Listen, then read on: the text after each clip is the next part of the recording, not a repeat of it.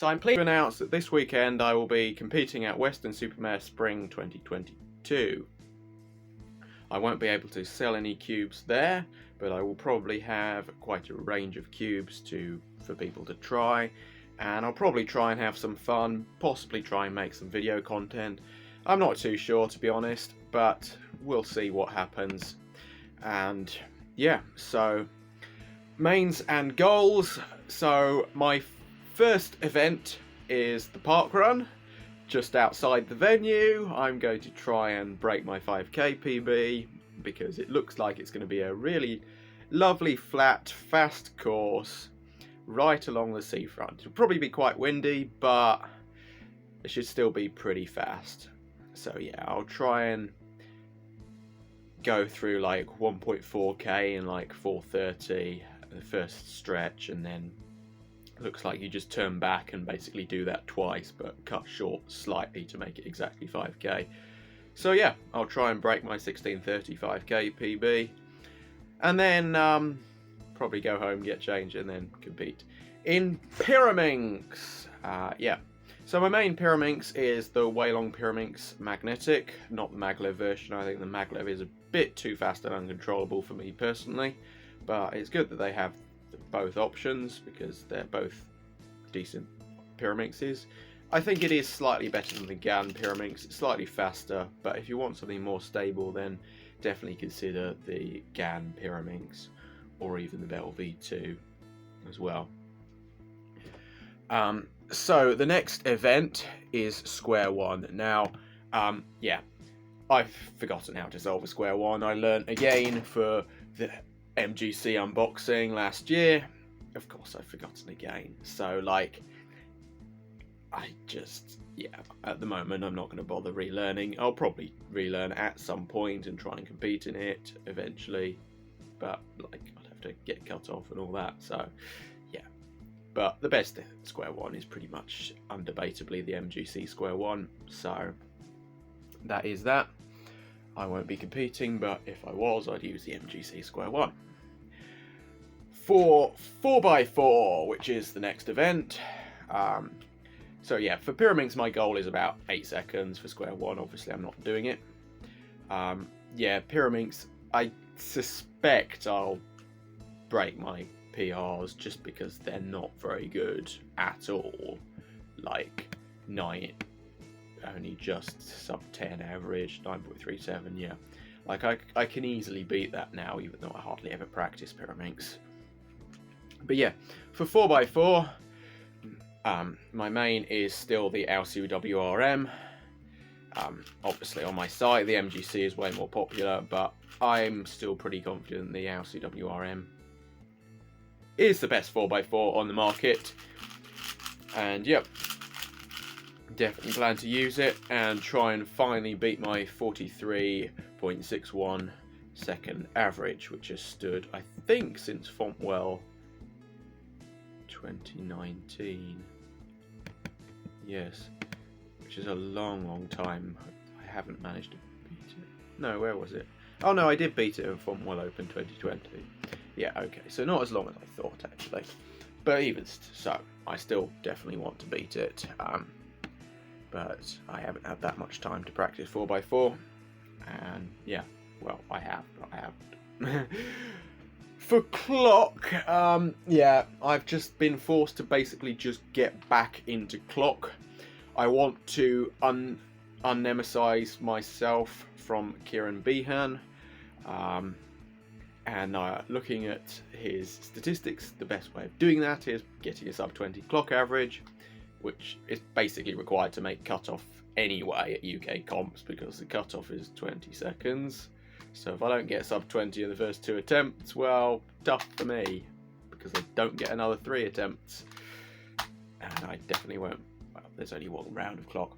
But yeah, for clock, obviously, the Chi clock is unquestionably the best clock. There is absolutely zero debate about that. The Shengshao doesn't even come close, and no matter how well you try and set up your Lingao, it also doesn't come close. But I'm not really an expert on clock. But you really need to be to know that. Next event is 3x3 blindfolded, and I'm probably just going to use some GAN 11, GAN 12 option of some sort. I've been saying for a long time that the GAN 12 leap is the best, but to be honest, there's not actually that much difference, and doesn't really make a huge difference. For 3 blind, my goal is, I guess, to try and beat my, 240 something single. Yes, my 244 official single that I got back in probably 2020. It would be nice to get a mean. I don't know how realistic that is, because yeah, it's difficult. But I think I'll have to decide on the day whether to go safe and actually try and get a mean, or whether to just try and get a PR. Because yeah, I don't really know. I have finally got my times back down to where they were, because like for Leatherhead Open my times were like 4 minutes something, and that's just because I hadn't done it in a long time, so I didn't trust myself to memorize the 20 letters quickly. And obviously I'm still using the brute force tactic, which basically nobody else uses, because most people can't just brute force memorize 20 letters, but I can, so I might as well make use of it. Maybe one day I'll learn the proper letter pairing stuff, but for now I can memorize 20 letters and retain them. Well, I can memorize a lot more than that, given enough time. For 2x2, which is the next event, my main is the GAN 251M Pro. I think this is, yeah, there's a lot of good 2x2s out there, so it's very hard to actually pick a main out. So I guess all I can say is, if you really care about 2x2, you've got a lot of options to try and find out what's best for you. For me, yep, I think the GAN 251M Pro is the best. It's one of the few 2x2s which has the full range of corner cutting. The other being, I mean, obviously it's got the magnets to basically force it to do that, but also the Valk 2M also had that, but that's out of production now, which is why I've bought a load on the store, so everybody can, the few people who still want a Valk 2M, get one now, because when they're gone, they may well be gone for good, because she's not making any more of them, and the flare is not as good, in my opinion. Okay, so the next event is 6x6. And my main for 6x6 is still the MGC. I think, yeah, that is pretty universally agreed upon, except for a few people who prefer the Shadow V2. From what I've heard, the Shadow V2 is pretty good and competes with the MGC when it's really well broken in, but like, how many people are actually going to bother really breaking in the Shadow V2 when the MGC is cheaper, and chances are you'll probably still prefer it? So yeah, most people just go with the MGC, better still Neutrino MGC.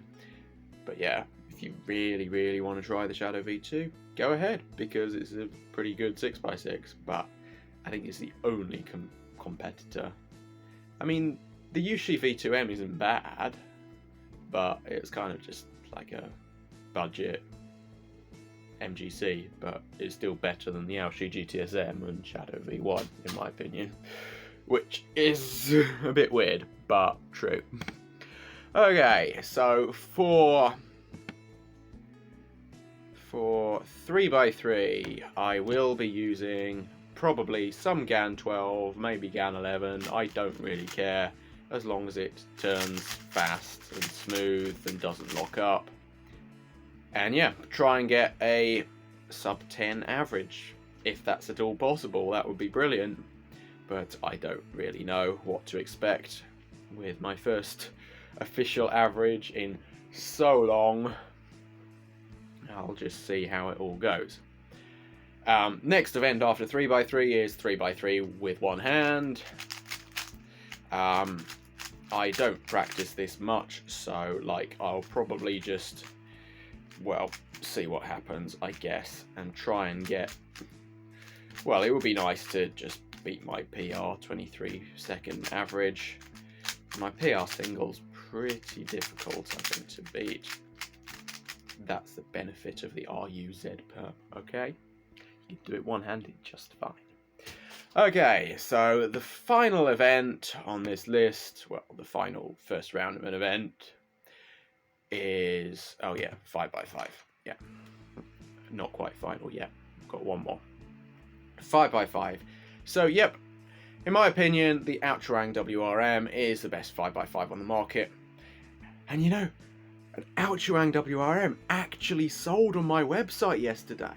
Like, for the first time in ages. Everybody seems to be getting the MGC. I've sold like probably 100 MGCs in that time. But yeah, I still think the Outrang WRM is better than the MGC. Pretty indisputably, really. Like, I think it is definitively better, but I guess most people disagree, or they just get the MGC from some big YouTuber, or they just say it's cheaper, or Google just promotes it. I don't really know, but yeah, I think the Outrang WRM is the best 5x5, so if you care about 5x5, get it. My goals for 5x5, I guess, are to finally beat my 105 average that I got at London Open 2019. Very long standing. It's going to be pretty hard to beat that, but I'm gonna have to try. And yeah, I also got a 10. Oh, wait a minute. That was August Bank. Yeah. I don't even remember a lot of these things. That was actually August Bank Holiday Celebration 2019. I don't even remember where I did all these. It's been so long. So yeah, actually, it was August Bank Holiday Celebration 2019 when I got my 105.38 5x5 average and 101.05 5x5 single. And yeah, my goals are to finally beat them. A sub 1 single would be brilliant, but how likely is it? I think I've only got one sub 1 single at home anyway. What are the chances of doing another one at comp? But it's not impossible. Okay, and finally, final event is 7x7. So, my main is the MGC 7x7. I've been told that this slight corner is still comp legal, so I don't need to take one out of my stock and get a new one. Because, yeah, this one's well broken in, feels brilliant, so I would definitely like to use this. Basically neutrino setup, plus a lot of extra DNM over the last 2 years to keep it fast. But yes, it is an excellent 7x7. Some people still prefer the Spark, but I think the MGC is slightly better than the Spark. And plus, I'm not sure if the Spark's even still in production anyway, so I don't think I have any in stock at the moment. I'll see whether I can ever get any more in stock. But for now, yeah, just get the MGC. So, yeah, that's it for Weston-Super-Mare Open 2022. My first competition in over 2 years. I've already signed up for 3 more. Farnworth Spring A, Stevenage Spring 2022, and Wakefield Spring. So, yeah. See what happens. My sponsorship applications for Farnworth and Wakefield have been rejected, but they're still deciding on the Stevenage Spring. So yeah, I might be able to sell cubes at Stevenage Spring, but the other 3, no, not happening. But that's fine. Obviously, you can still get cubes at speedcubing.org. You just have to pay the postage. Thanks for watching. Please like, comment, share and subscribe, and you can always buy your speed cubes from speedcubing.org.